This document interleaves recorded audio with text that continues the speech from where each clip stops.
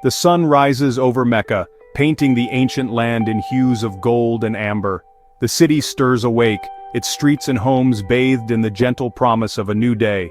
The first rays of light fall upon the Kaaba, the sacred sanctuary at the heart of Mecca, drawing people from every corner of Arabia. For centuries it has stood as a symbol of unity and devotion, the spiritual heart of countless tribes who journey here seeking meaning and connection. In this vibrant city of trade and tradition where merchants haggle and poets recite, a remarkable story is about to unfold. It is not the tale of a mighty king or a wealthy merchant, but of a child, an orphan, whose life would change the course of history. Born into the world without a father to protect him, his mother named him Muhammad.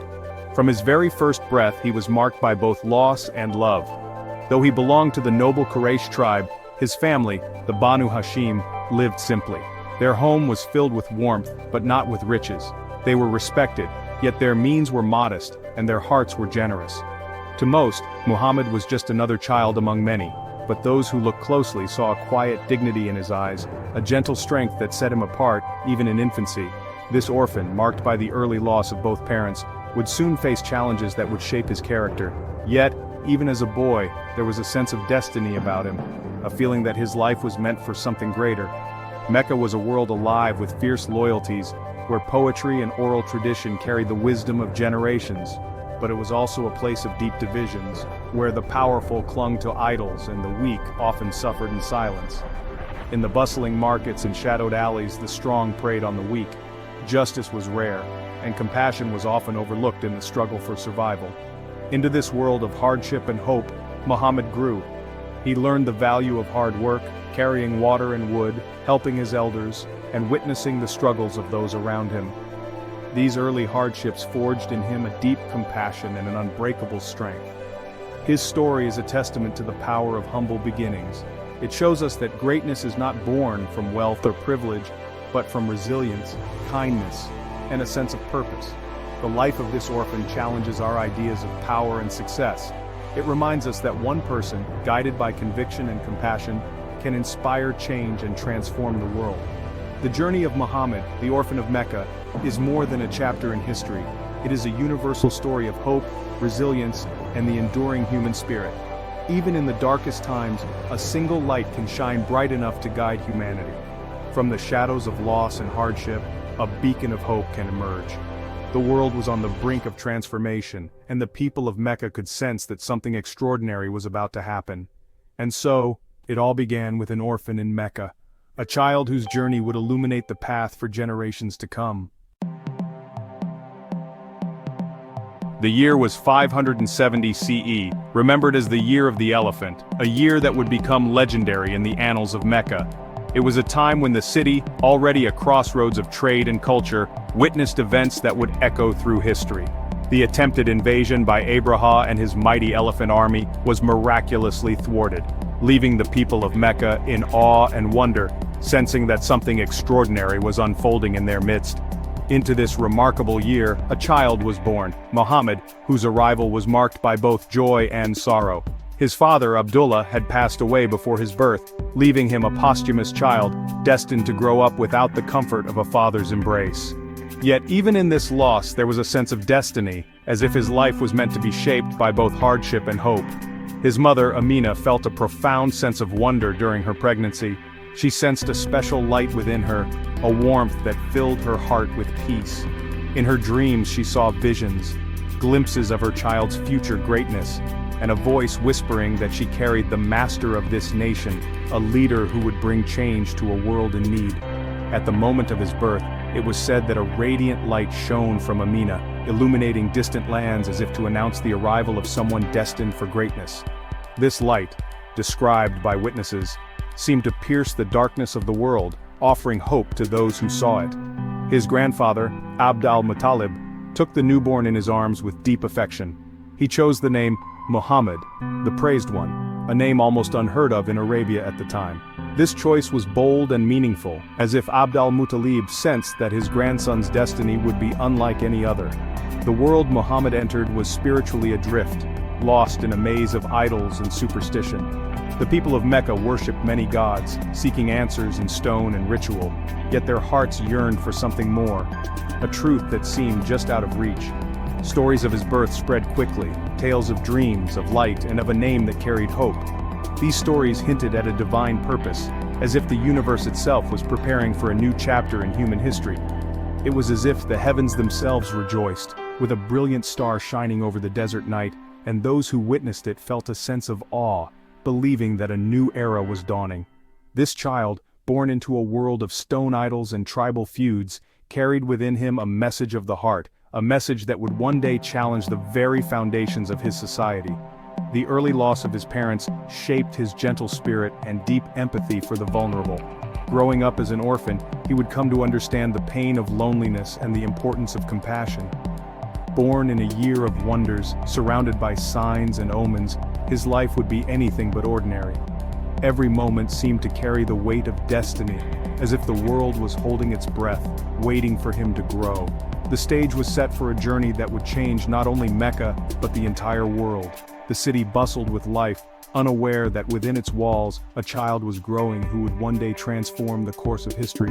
The orphan of Mecca's story had begun, a story of hope, resilience, and a destiny that would shine brighter than any star in the desert sky. In Mecca, noble families sent infants to the desert for health and language. Muhammad was entrusted to Halimah of Banu Sa'd, growing up among Bedouins, learning patience and simplicity.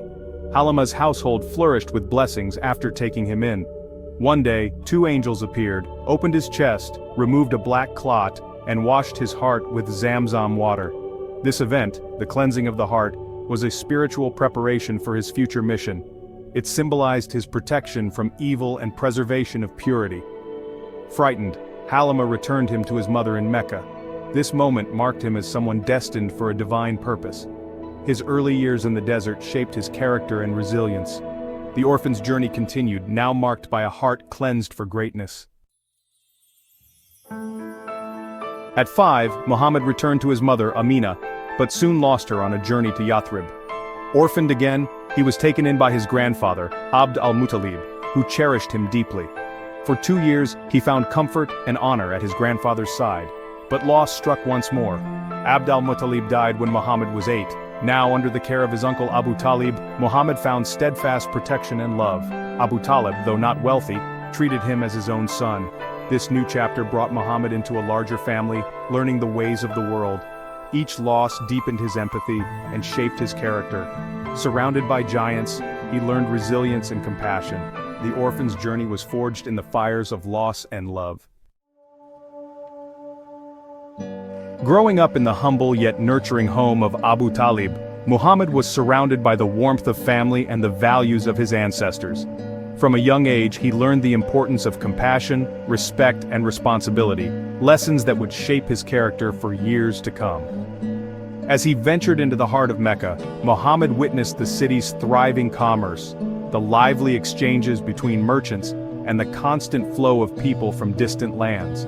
Yet, beneath the surface, he also saw the city's moral decay, dishonesty, greed, and the worship of idols. Unlike many of his peers, Muhammad stood apart. He never joined in the city's vices, nor did he participate in the rituals of idol worship that were so common in Meccan society. His honesty and unwavering integrity soon became legendary throughout Mecca. People began to call him Al-Amin, the Trustworthy, a title that reflected the deep respect he had earned. Neighbors and strangers alike entrusted him with their most precious valuables, confident that he would guard them as if they were his own. They knew, without a doubt, that Muhammad would never betray their trust, no matter the temptation or circumstance. Remarkably, his reputation was not something he sought or boasted about. Instead, it was earned through countless daily actions, small acts of kindness, fairness in trade, and a willingness to help those in need. In a city where trust was a rare and precious commodity, Muhammad became its living conscience, a beacon of reliability and moral strength. He worked tirelessly, interacting with people from all walks of life, listening to their struggles and offering guidance when asked. Even when faced with opportunities for easy gain, he always maintained his moral compass, refusing to compromise his principles. His refusal to engage in vice was not out of arrogance or pride, but stemmed from a deep inner purity and humility. The reputation of Al-Amin spread far and wide, becoming the very foundation upon which his future mission would be built. When he finally spoke of God and called people to a higher purpose, the people of Mecca remembered his lifelong truthfulness and unwavering honesty. His character, forged in honesty and tested by the world around him, was his greatest asset. The city's trust in him was absolute, and their faith in his words, unshakable. The stage was set for a message that would demand belief in the trustworthy, and Muhammad was ready to fulfill his destiny. As a youth, Muhammad joined his uncle Abu Talib on trading journeys, learning about the world beyond Mecca. At 12, he traveled to Syria, where a Christian monk named Bahira noticed a cloud shading him. Bahira invited the caravan for a meal, insisting Muhammad join. Observing him, Bahira found the seal of prophethood between his shoulders.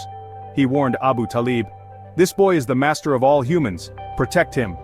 Fearing for Muhammad's safety, Abu Talib quickly returned to Mecca. This journey exposed Muhammad to new cultures and ideas. The prophecy marked him as someone destined for greatness. The world was beginning to take notice. The orphan's destiny was unfolding. As a teen, Muhammad witnessed the Fijar Wars, tribal conflicts that shattered peace in Mecca. He did not fight but saw the futility and destruction of war firsthand. This deepened his aversion to violence and his longing for justice. Later, a Yemeni merchant was wronged by a powerful Qurayshi.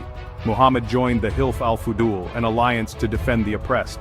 They restored the merchant's rights, setting a precedent for justice in Mecca.